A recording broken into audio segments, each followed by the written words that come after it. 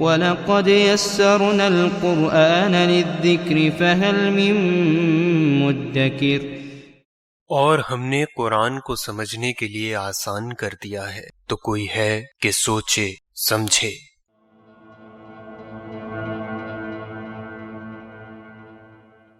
اعوذ باللہ السمیع العلیم من الشیطان الرجیم، بسم اللہ الرحمن الرحیم۔ ربی اشرح لی صدری ویسر لی امری واحلل عقدۃ من لسانی یفقہوا قولی۔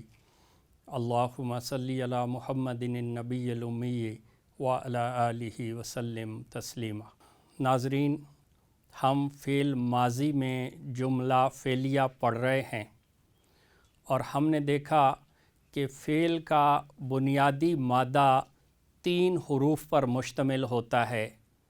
ان میں سے پہلے حرف کو ہم فا کلمہ کہتے ہیں، دوسرے کو عین اور تیسرے کو لام۔ اور ناظرین، ایسا فعل جو صرف مادے ہی کے 3 حروف پر مشتمل ہوتا ہے اسے ہم ثلاثی مجرد کہتے ہیں۔ ثلاثی کا معنی 3 اور مجرد کا معنی سمجھ لیں کہ اونلی، صرف، یعنی ان میں کسی اور حرف کا اضافہ نہیں ہوتا۔ جبکہ آگے چل کے ہم دیکھیں گے کہ مادے کے ان 3 حروف کے علاوہ کچھ اور مقرر متعین حروف کا اضافہ بھی ہو جاتا ہے۔ تو ابھی ہم صرف فعل پڑھیں گے ثلاثی مجرد جو مادے کے 3 حروف پر مشتمل ہوتا ہے۔ اور فعل میں ابھی ہم پڑھ رہے ہیں فعل ماضی، یعنی ایسا فعل جس میں گزرا ہوا زمانہ پایا جائے۔ ایسا جملہ جو فعل سے شروع ہو اسے جملہ فعلیہ کہتے ہیں۔ اس سے پہلے ہم پڑھ چکے ہیں جملہ اسمیہ، یعنی ایسا جملہ جو اسم سے شروع ہو، اور اب ہم پڑھ رہے ہیں جملہ فعلیہ، یعنی وہ جملہ جو فعل سے شروع ہو۔ اور جملہ فعلیہ کا عام قاعدہ یہ ہے کہ سب سے پہلے اس میں فعل آتا ہے اور فعل کے بعد فاعل آتا ہے۔ فاعل کی 2 صورتیں ہوتی ہیں کہ اگر تو فاعل ہو اس میں ضمیر کی شکل میں، یعنی وہ، تو، تم یا آپ، اور میں یا ہم، اگر فاعل ہو اس شکل میں تو وہ فعل کے اندر پایا جاتا ہے، فعل کی گردان کے اندر۔ اور اگر فاعل ہو اس میں ظاہر تو پھر وہ فعل کے فوراً بعد آتا ہے اور وہ حالت رفع میں ہوتا ہے۔ ناظرین، فاعل وہ اسم ہوتا ہے جو اس فعل کو کرنے والا ہو۔ فاعل کا مطلب ہی ہے کرنے والا، جبکہ مفعول وہ اسم جس پر وہ فعل واقع ہو، جس پر وہ کام کیا جائے، اسے کہتے ہیں مفعول، اور مفعول کی اعرابی حالت ہوتی ہے نصب۔ اور ناظرین، فاعل اور مفعول کے علاوہ جملے میں جو کچھ پایا جائے وہ سب حالت نصب میں ہوگا جب تک اس پر حرف جارہ داخل نہ ہو جائے، اور جب حرف جارہ آ جائے گا تو پھر وہ اسم بھی حالت جر میں چلا جائے گا۔ تو آئیے ہم اس کی کچھ مثالیں دیکھتے ہیں۔ اور ناظرین، ایک چیز ہم نے اور دیکھی، ہم نے دیکھا کہ فعل ماضی میں ثلاثی مجرد میں سب سے زیادہ مادے فعل کے وزن پہ آتے ہیں۔ فعل یعنی جن کے عین کلمہ پہ جو بیچ والا حرف ہے اس پر زبر ہوتی ہے، فتحہ یعنی زبر، فعل، سب سے زیادہ مادے، اندازاً ہم کہہ سکتے ہیں کہ تقریباً 70% کے قریب، 60 سے 70% کے قریب مادے فعل کے وزن پہ آتے ہیں، جیسے فاتحہ، جیسے ناصرہ، جیسے ضربا، کاتبا، قرأ، یہ سب فعل کے وزن پہ آ رہے ہیں، جبکہ اس سے بہت کم مادے فاعلہ کے وزن پہ آتے ہیں، یعنی اپنے عین کلمہ پر کسرہ یعنی زیر لیتے ہیں فاعلہ کے وزن پہ، جیسے سامیہ، سامیہ یہ فاعلہ کے وزن پہ ہے۔ تو یہ تقریباً 20-25% مادے فاعلہ کے وزن پہ آتے ہیں، اور بہت ہی کم مادے، چند فیصد مادے وہ فاعولہ کے وزن پہ آتے ہیں، یعنی اپنے عین کلمہ پر ضمہ یعنی پیش کو پسند کرتے ہیں۔ فاعولہ جیسے کاروبہ، کارومہ، جیسے باعودہ، تو یہ بہت ہی کم مادے ہیں۔ ناظرین، ایک مادہ ہے غین، فا اور را، یہ فاعلہ کے وزن پہ آتا ہے تو بنتا ہے غفارہ، عین کلمہ پر زبر، فتحہ، غفارہ۔ اس کا مطلب ہوتا ہے بخشنا، کسی کو بخش دینا۔ تو غفارہ کے وزن پہ جب آئے گا تو اس کا معنی ہوگا اس نے بخش دیا، غفارہ، غفارہ، غفارا ان دو نے بخش دیا، غفارو ان سب نے، غفارت اس مؤنث نے بخش دیا، غفارتا ان دونوں نے، اور غفرنا ان سب نے، اور غفرتا تو نے بخش دیا، غفرتما تم دونوں نے، غفرتم تم سب نے، اور غفرتی تو مؤنث نے بخش دیا، غفرتما تم دونوں نے، اور غفرتنا تم سب نے، اور غفرتو میں نے بخش دیا، اور غفرنا ہم نے بخش دیا۔ اسی طرح ناظرین ایک مادہ ہے نون زا لام، اور یہ بھی فعلہ کے وزن پہ آتا ہے تو یہ بنتا ہے نازالہ۔ اس کا معنی ہوتا ہے اترنا، نازل ہونا، اترنا۔ تو نازلہ کا معنی ہوگا وہ اترا، نازلہ، نازلا، نازالو وہ سب اترے، نازلت وہ مؤنث اتری، نزلتا اور نزلنا وہ سب اتریں، نزلتا تو اترا، نزلتما تم دونوں، اور نزلتم تم سب، نزلتی تو مؤنث اتری، نزلتما تم دونوں، اور نزلتنا تم سب، اور نزلتو میں اترا، اور نزلنا ہم اترے۔ ناظرین ایک مادہ ہے ہا، میم اور دال، اور یہ مادہ فاعلہ کے وزن پہ آتا ہے، اپنے عین کلمہ پر کسرہ یعنی زیر کو پسند کرتا ہے۔ تو یہ کیا بنے گا؟ حامدہ، عین کلمہ پر کسرہ یعنی زیر، حمدن، اس کا معنی ہوتا ہے تعریف کرنا، حمد کرنا، تعریف کرنا۔ تو حامدہ کا معنی ہوگا اس نے تعریف کی، حمیدہ اس نے تعریف کی، حامدہ ان دونوں نے، اور حامدو ان سب نے، حامدت اس مؤنث نے تعریف کی، حامدتا ان دو نے، اور حمدنا ان سب نے، اور حمدتا تو نے تعریف کی، حمدتما تم دونوں نے، اور حمدتم تم سب نے، اور حمدتی تو مؤنث نے تعریف کی، حمدتما تم دونوں نے، اور حمدتنا تم سب نے، اور حمدتو میں نے تعریف کی، اور حمدنا ہم نے تعریف کی۔ ناظرین ایک مادہ ہے شین، ہا اور دال، اور یہ بھی فاعلہ کے وزن پہ آتا ہے، تو یہ بنے گا شاہدہ، شاہدہ اس کا معنی ہوتا ہے گواہی دینا، شہادت کا لفظ اسی سے نکلا ہے، شہادت دینا، گواہی دینا۔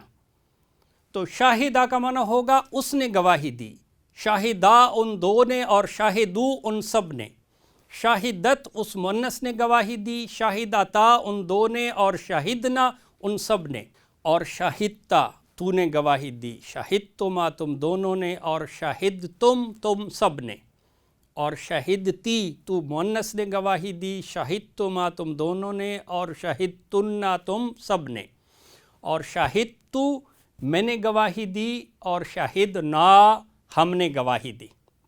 ناظرین ایک مادہ ہے میم، کاف اور را، اور یہ فعلہ کے وزن پہ آتا ہے تو بنتا ہے ماکارہ، مکرن، مکرن کا معنی ہوتا ہے چال چلنا، کوئی پلاننگ کرنا، کوئی منصوبہ بندی کرنا. تو یہ فعلا کے وزن پہ آیا تو کیا بنا؟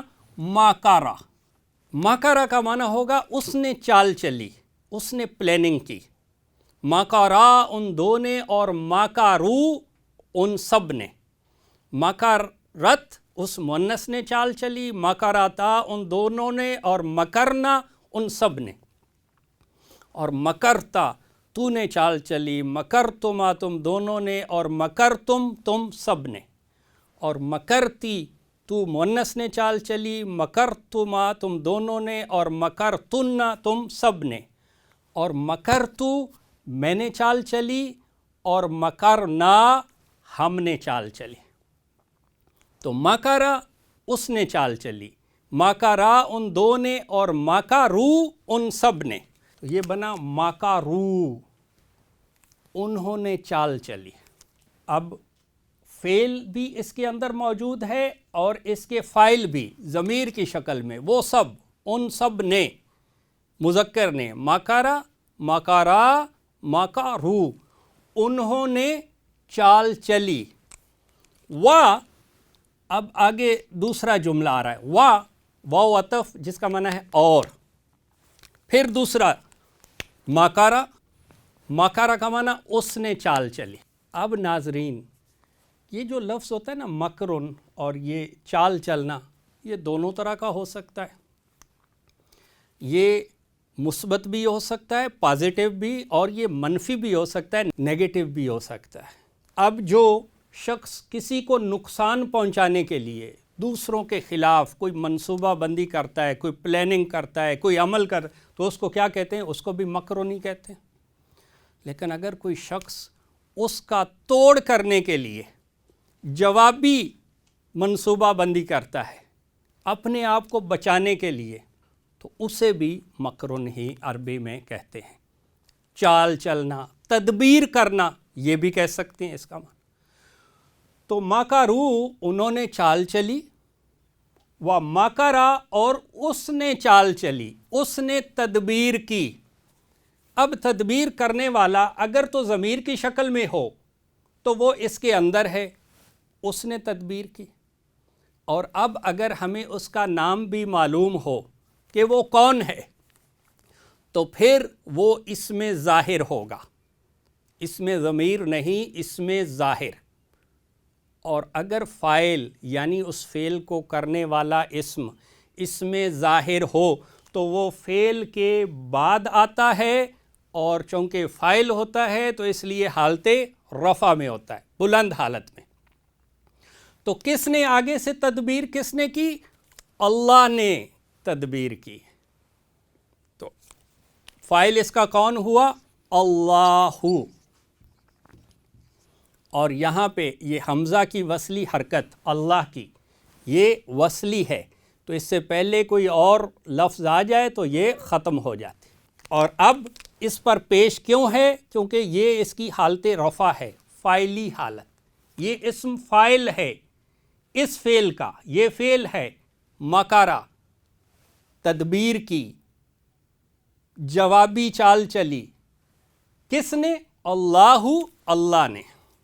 اللہ کے دشمنوں نے، دین کے دشمنوں نے، کافروں نے، نبی علیہ الصلوۃ والسلام کے دشمنوں نے ایک چال چلی نقصان پہنچانے کے لیے دین کو. وَمَكَرَ اللَّهُ، اور جوابی چال چلی، اس کو کاؤنٹر کیا کس نے؟ اللہ نے. یہ دوسرا جملہ فعلیہ. یہ پہلا جملہ فعلیہ مکروا اور واو عطف، اور اس کے بعد یہ دوسرا جملہ فعلیہ، یہ فعل مکرا اور اللہ یہ اس کا فاعل. اور اب اس کے بعد تیسرا جملہ اور. اب یہ جملہ اسمیہ ہے ناظرین، اور جملہ اسمیہ وہ جملہ جو اسم سے شروع ہو. اور جو جملہ اسمیہ ہے اس میں کیا ہوتا ہے؟ سب سے پہلے مبتدا جس سے اس جملے کی ابتدا ہوتی ہے، اور مبتدا کے لیے دو شرائط ہیں کہ وہ حالت رفع میں ہوگا اور معرفہ ہوگا. تو یہاں پہ ہے اللہ، اور اس کی حمزہ کی وصلی حرکت ختم ہو گئی کیونکہ پیچھے لفظ آ رہا ہے. تو اب اس کو پڑھیں گے واللہ اور اللہ ہے، یہ حالت رفع میں اور معرفہ، کیونکہ اس میں علم ہے، ذاتی نام ہے۔ اللہ کیا ہے ناظرین؟ اسی سے میم قاف را جو ہے مکرن، جس کا معنی ہوتا ہے چال چلنا یا تدبیر کرنا، مکرن، اس سے اسم الفاعل، اس کو کرنے والا، وہ بنتا ہے ماکرن۔ ایسے بھی اس کو لکھ سکتے ہیں ماکرن، چال چلنے والا، تدبیر کرنے والا۔ اور اگر اس کی یہ الف کو اس زبر کے ساتھ ملا کے کھڑی زبر کر دیں اور الف کو ختم کر کے یہ میم کو ساتھ ملا، ایسے بھی اس کو لکھ سکتے ہیں ماکرن، چال چلنے والا۔ اور اس سے جمع کیا ہوگی؟ ماکرون، جیسے مسلمن سے مسلمون، کافرن سے کافرون، ماکرن سے ماکرون، چال چلنے والے کچھ، اور معرفہ کیا تو بن گیا الماکرون، سب چال چلنے والے، سب تدبیریں کرنے والے، پلاننگ کرنے والے۔ اور اب اگر کہنا ہو کہ سب سے اچھا تدبیر کرنے والا، سب سے اچھی پلاننگ کرنے والا، سب سے اچھی چال چلنے والا، تو اس کے لیے یہ آتا ہے خیرن۔ خیرن کا معنی ہے، یہ سپرلیٹو ڈگری ہے ناظرین، جو ہم اس میں تفضیل میں پڑھ چکے ہیں۔ سپرلیٹو ڈگری، اس میں تفضیل میں کیا ہوتا ہے کہ ایسا اسم جو اس ایک اسم کی دوسرے اسماء پر فضیلت، برتری ظاہر کرنے کے لیے استعمال ہوتا ہے، اور اس کا اصل میں وزن کیا ہوتا ہے؟ افعالو، جیسے اکبارو، جیسے اصغارو، اسفالو، یہ، اور اس میں یہ آتا ہے اخیارو، اخیارو،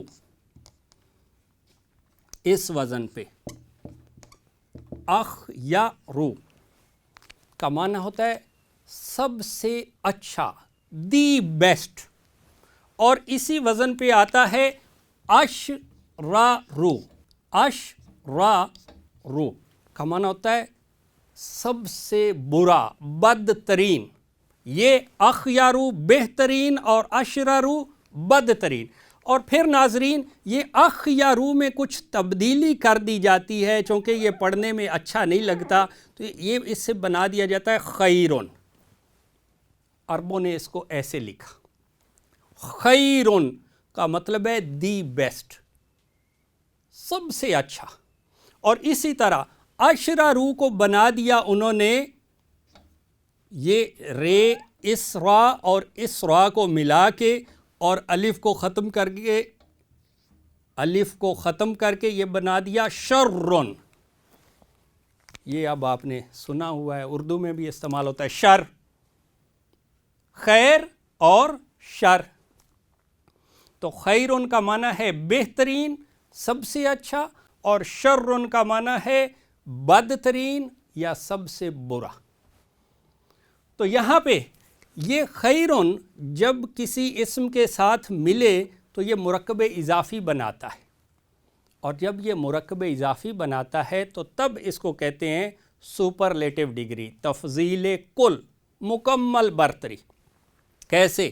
الف لام کے بغیر اور اعراب ہلکا، خیرن سے بن گیا خیرو، اور الماکرون سے مضاف الیہ، حالت جر میں ماکرون سے کیا ہوگا؟ ماکرینا، خیر الماکرینا، سب سے اچھی چال چلنے والا، سب سے اچھی پلاننگ کرنے والا، سب سے اچھی تدبیر کرنے والا، خیر الماکرین۔ اب یہ اللہ یہ مبتدا ہے اور یہ اس کی خبر ہے۔ خبر کی دو شرائط کی، حالت رفع میں ہوگی، دیکھیں اس کا مضاف حالت رفع میں ہے، اور نکرہ ہوگی جہاں تک ممکن ہو، لیکن یہاں چونکہ ہم مفہوم سب کا لانا چاہتے ہیں تو اس لیے الف لام اس پہ ہے الماکرین، تو یہ خبر ہے۔ واللہ، اور اللہ ہے، خیر الماکرین، سب سے اچھی چال چلنے والا، سب سے اچھی تدبیر کرنے والا. یعنی جو انہوں نے شیطانی چالیں چلی، اللہ نے اس کے جواب میں خیر کی چال چلی، بھلائی والی تدبیر کی. تو اللہ کی چال سب سے اونچی ہو گئی. کیوں؟ کیونکہ اللہ بہترین تدبیر کرنے والا ہے، بہترین چال چلنے والا ہے. اسی لیے کفار مکہ، مشرکین مکہ کی تمام تدبیریں اور یہود و نصارہ کی تمام چالیں، ان کے مکر، ان کی سازشیں سب ختم ہو گئیں. ایک مادہ ہے تا را کاف، اور یہ فعلا کے وزن پہ آتا ہے. اس سے مصدر بنتا ہے ترکن. ترک کرنا کا مطلب ہوتا ہے کسی کام کو چھوڑ دینا، ٹو گیو اپ، کسی کام کو ڈسکنٹینیو کر دینا، چھوڑ دینا. یہ فعلا کے وزن پہ آتا ہے، اور فعلا کے وزن پہ یہ بنے گا تارکا. تارکا کا مطلب ہوگا اس نے ترک کر دیا، اس نے چھوڑ دیا، اس نے بند کر دیا کوئی کام کرنا. تو تارکا اس نے چھوڑ دیا، تارکا ان دو نے، اور تارکو ان سب نے. اور ترکت اس مونس نے چھوڑ دیا، ترکتا ان دو نے، اور ترکنا ان سب نے. ترکتا تو نے چھوڑ دیا، ترکتما تم دونوں نے، اور ترکتم تم سب نے. اور ترکتی تو مونس نے چھوڑ دیا، ترکتما تم دونوں نے، اور ترکتنا تم سب نے. اور ترکتو میں نے چھوڑ دیا، اور ترکنا ہم نے چھوڑ دیا. تو ناظرین یہ ہوا تارکا کا مطلب ہے اس نے چھوڑ دیا. اور اب اگر کہنا ہو کہ جس کسی نے چھوڑ دیا، جس کسی نے، ہو ایور، تو اس کے لیے اسم ہے من. ناظرین اگر جملہ سوالیہ ہو تو من کا معنی ہوتا ہے کون، اور اگر جملہ سادہ ہو تو من کا معنی ہوتا ہے جو کوئی. اب اگر سوالیہ بنانا ہو تو اس کا یہ بھی معنی ہو سکتا ہے من تارکا، کس نے چھوڑ دیا. اور اگر یہ کچھ بتانے کے لیے استعمال ہو تو پھر اس کا معنی ہوگا کہ جس کسی نے بھی چھوڑ دیا. اب جس نے چھوڑا، من وہ فاعل حالت رفع میں. اب من سے حالت رفع، نصب، جر تینوں یہی ہوتی ہیں. من تارکا جس نے چھوڑ دیا، کس چیز کو؟ صلاتن کا معنی ہے کوئی نماز، اور جو فاعل ہے وہ حالت رفع میں، اور جو مفعول ہے یعنی وہ اسم جس پر وہ فعل واقع ہو اسے مفعول کہتے ہیں. اور مفعول کی حالت کیا ہوتی ہے؟ نصب. تو یہ کیا ہوگا؟ صلاتن نہیں، صلاتن. من تارکا جس کسی نے چھوڑ دی، صلاتن کا مطلب ہے کوئی نماز، کوئی بھی نماز. لیکن یہاں پہ ہے ایک خاص نماز کی بات کہ عصر کی نماز. عصر کی نماز یعنی مرکب اضافی، نماز کا تعلق قائم کیا جا رہا ہے کس کے ساتھ؟ عصر کے ساتھ.